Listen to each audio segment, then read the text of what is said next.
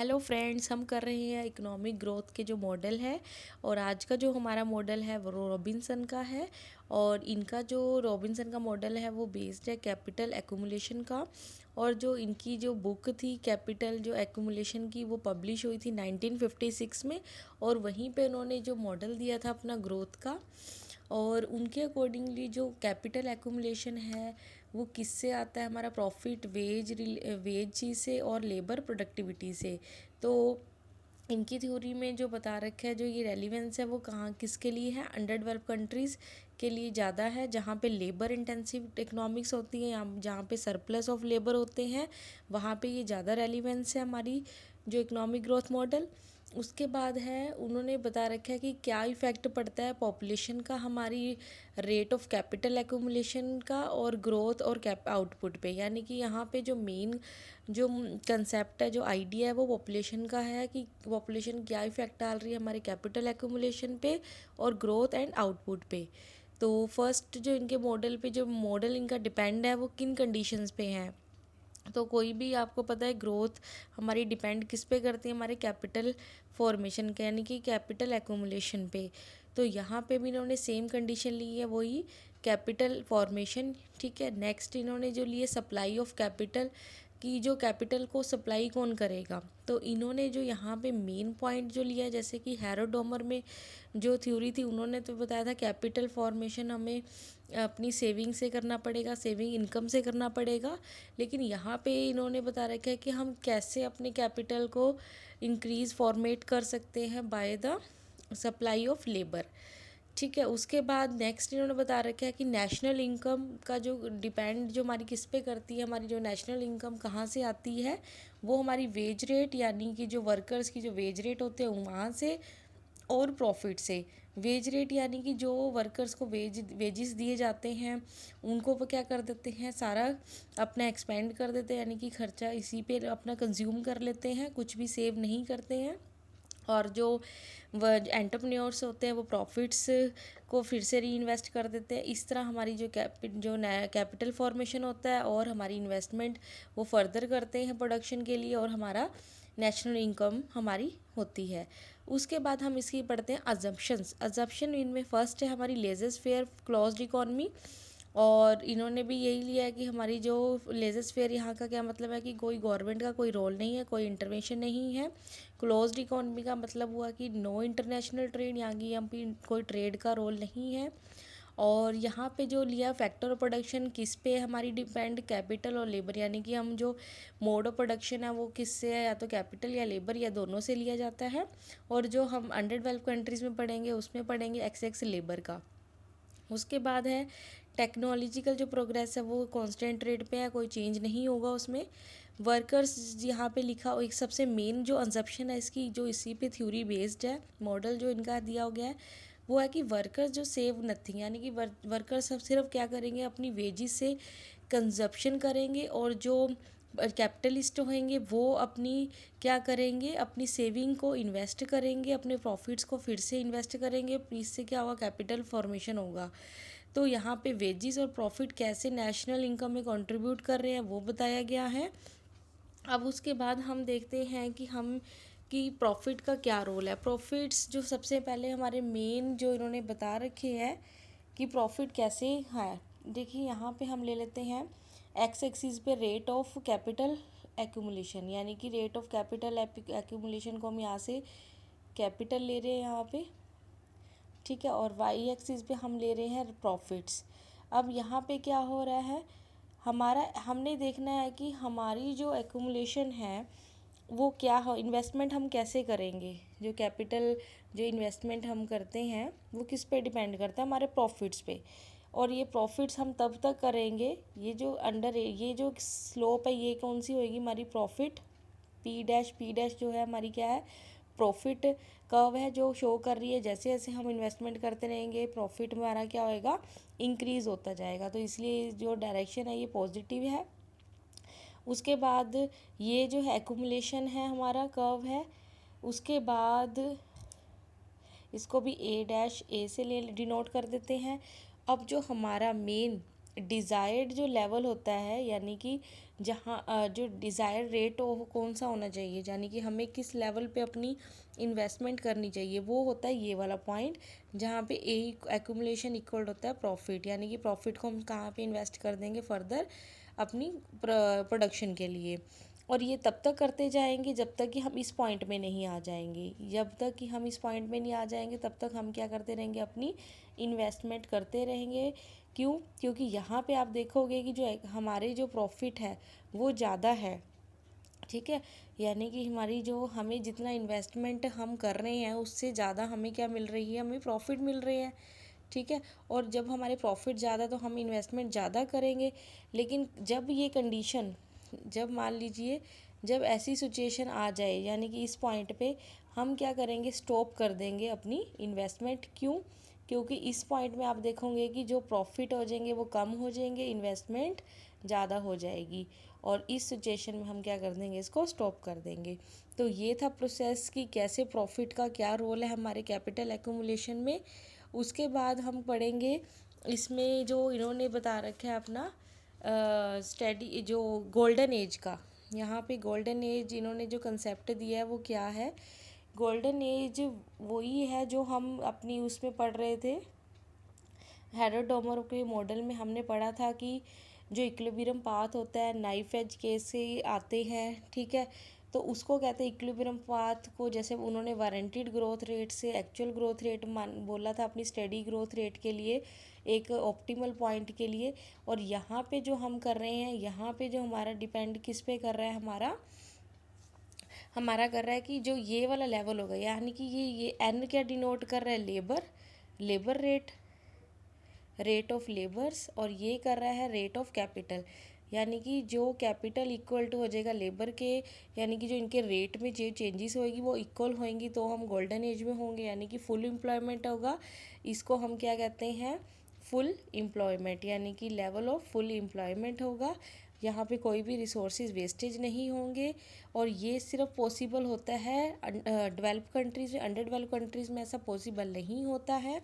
और under develop countries में आपको पता ही है ये सिचुएशन हमारी डिसइक्विलिब्रियम में आ जाते हैं। अब उसमें क्या होगा, या तो ऐसी सिचुएशन आएगी कि या तो हम कौन सी सिचुएशन होएगी कि जो हमारा, आप देखोगे अंडर डेवलप कंट्रीज़ में जो लेबर होते हैं एक्सेस होते हैं, ठीक है। इससे जो सप्लाई ऑफ लेबर होती है सरप्लस होती है, वो कभी भी शॉर्टेज नहीं होती है। और जहाँ पे लेबर्स ज़्यादा होंगे तो क्या होगा, तो मनी वेजेस जो रेट होंगे वो डिक्लाइन हो जाएंगे। हमने पहले भी पढ़ा था क्लासिकल थ्योरी में कि जब वेज जो लेबर है, डिमांड जो लेबर की सप्लाई हो जाएगी, जो लेबर्स की यहाँ पे जो सप्लाई ऑफ लेबर है अगर वो क्या होएगी हमारी ज़्यादा होएगी, तो क्या होगा, इससे वेजेस जो होंगे वो मनी वेजेस जो होंगे वो भी डिक्लाइन हो जाएंगे, ठीक है। यहाँ पे मनी वेजेस क्या हो गए हमारे, डिक्लाइन हो गए with the increase in labour supply. और मनी सप्लाई अगर हमारे इंक्रीज मतलब डिक्रीज़ हो रहे हैं, तो इस अगर प्राइसेस हम कांस्टेंट लेके चल रहे हैं एग्जम्पशन में, तो रियल वेजेस भी क्या हो जाएंगे हमारे, डिक्रीज़ हो जाएंगे। रियल वेजेस डिक्रीज़ होएंगे तो क्या होगा, जो प्रॉफिट जो एंटरप्रेन्योर है उसको तो क्या होगा, प्रॉफिट ज़्यादा होने जो हो जाएगा, क्योंकि उसको लेबर किस चीप रेट पे अवेलेबल हो रहे हैं, उसकी जो कॉस्ट ऑफ प्रोडक्शन है वो कम आ रही है।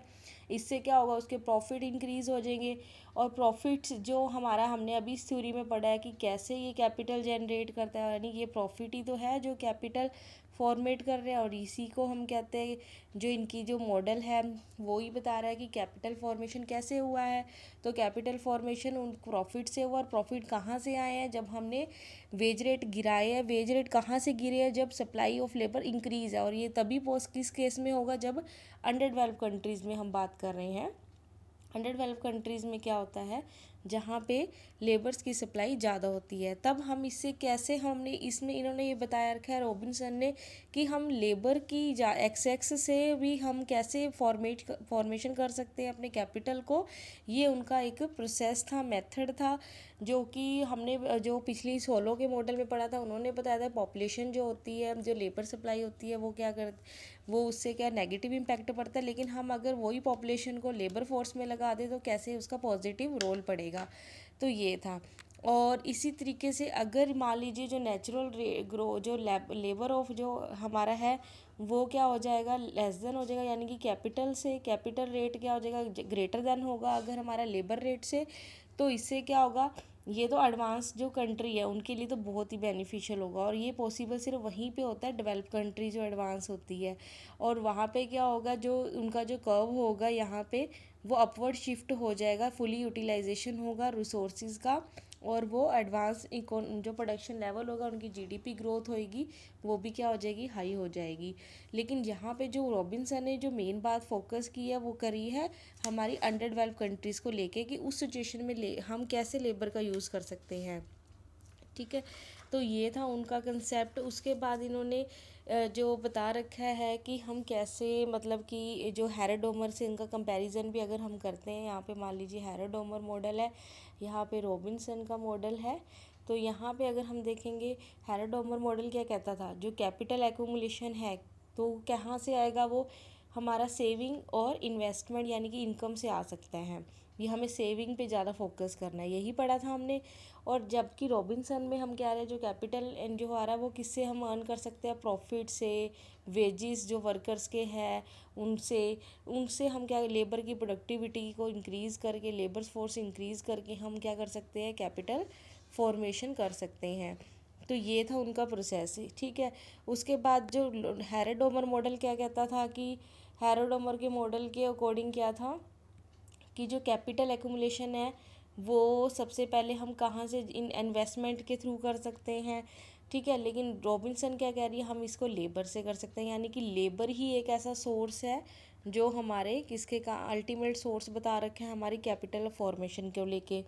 उसके बाद जो हैरोडोमर मॉडल था वो किसको बताता था कि हमारे जो बिजनेस साइकिल को लेके चलता था, कि यानी कि जो इस फेसिस जो हमारी ये नाइफ एज केसेस को बताता था, और ये हमारा एक्चुअल ग्रोथ रेट जब हमारी कैसे हम स्टडी पाथ में आ सकते हैं उनको बताता। लेकिन रॉबिन्सन ने यहाँ पे कुछ भी नहीं बताया, उन्होंने जस्ट ये बताया है कि हम इस लेवल से जो स्टडी नेचुरल ग्रोथ रेट क्या, कहाँ पे गोल्डन एज जो इन्होंने कंसेप्ट दे दिया न्यू, कि जब लेबर और जो रेट है और कैपिटल का रेट जो इक्वल होगा तो वो हम इक्विलिब्रियम होगा। लेकिन हम इससे कहाँ कैसे पहुँच सकते हैं, कहाँ, ये इन्होंने नहीं बताया। ये इनकी हम इनकी क्रिटिसिज्म भी कह सकते हैं। उसके बाद हम इसको डायग्रामेटिकली समझ लेते हैं कि क्या कैसे आ जाता है हमारा लेबर रोड, जैसे अभी हमने पढ़ा ही था, इसको हम डायग्राम से समझते हैं। मान लीजिए ये हमारा है प्रोडक्शन फंक्शन, और यहाँ एक पहले हम लेते हैं एक्स एक्सिस पे क्या लेंगे, लेबर कैपिटल, यानी कि कैपिटल और लेबर की रेशो। ठीक है, यहाँ पे हम वाई एक्सिस पे क्या लेंगे, वाई एक्सिस पे हम लेंगे वेज रेट ऑफ लेबर। ठीक है, और यहाँ पे हम लेंगे पॉपुलेशन जो ग्रोथ है, जो लेबर फोर्स है वो ले लेंगे। यहाँ पे हमारी मान लीजिए ये हमारी टी और यहाँ पे एन है, और जो ये जो एक्स्ट्रा जो रेट है, यानी कि ये एन जो ये जो लाइन है हमारी, जहाँ पे ये टेंजेंट हो जाती है, यानी कि इस पॉइंट पे ये टेंजेंट हो गई है, तो इसमें ही जो इन्होंने अपना लेवल बता रखा था, यानी कि इस पॉइंट पे क्या होगी, गोल्डन एज होगी, यानी कि स्टडी इक्विलिब्रियम पॉइंट होएगा, जहाँ पे हमारा नेचुरल ग्रोथ जो हमारा लेबर रेट होएगा और कैपिटल रेट होएगा वो क्या आएगा, इन इक्वल होएगा। तो ये तो हमारा इसको डिनोट कर रहा है। ठीक है, और मान लीजिए अब हम लेबर फोर्स से कैसे इंक्रीज़ करते हैं, यानी कि यहाँ तो लेबर हमारे डिटर्मिन हो गए, लेकिन हम वेजेस उनको इतना दे रहे हैं, प्रोडक्टिविटी वो इतनी कर रहे हैं। तो यहाँ ध्यान से समझिए, ये जो ओ डी पॉइंट है वो क्या बता रहा है, प्रोडक्टिविटी ऑफ लेबर, और वेजिस उनको प्रोवाइड कर रहे हैं हम इस पॉइंट पे। जो एक्स्ट्रा ये वाला पार्ट है इसको हम क्या, ये हमारा सरप्लस है, ये इसको हम क्या कहेंगे, सरप्लस। इस वैल्यू को क्या कहेंगे हम, सरप्लस, और यही सरप्लस हमारा कैपिटल फॉर्मेशन है, और इसी कैपिटल फॉर्मेशन से हम एक्यूमुलेट करते हैं और फर्दर इन्वेस्टमेंट करते हैं, और इससे जो ग्रोथ होएगी फिर हमारी इंक्रीज़ हो जाएगी। यानी कि ग्रोथ रेट हमारा क्या होगा, इंक्रीज़ होगा जब हमारा सरप्लस जो लेबर आएगा, यानी कि लेबर की सरप्लस होएगी। ठीक है, तो ये था कंसेप्ट, डायग्रामेटिकली मैंने समझा दिया आपको और मैथमेटिकली भी बता दिया कि कैसे इससे हम कर सकते हैं। ये सॉल्यूशन था लेबर रॉबिन्सन का हमारी ग्रोथ रेट को लेके। आज की वीडियो में इतना ही, नेक्स्ट वीडियो में हम पढ़ेंगे कॉल्डर का मॉडल। उसके बाद हमारा ये लास्ट होगा जो कोल्टर का मॉडल होगा ग्रोथ मॉडल का। आई होप कि आपको वीडियो समझ आई, अगर आई तो प्लीज़ लाइक एंड शेयर कीजिए, सब्सक्राइब कर लीजिए मेरे चैनल को और बेल आइकन पे क्लिक कर लीजिए ताकि आने वाली वीडियोस की नोटिफिकेशन मिल सके। Thank you.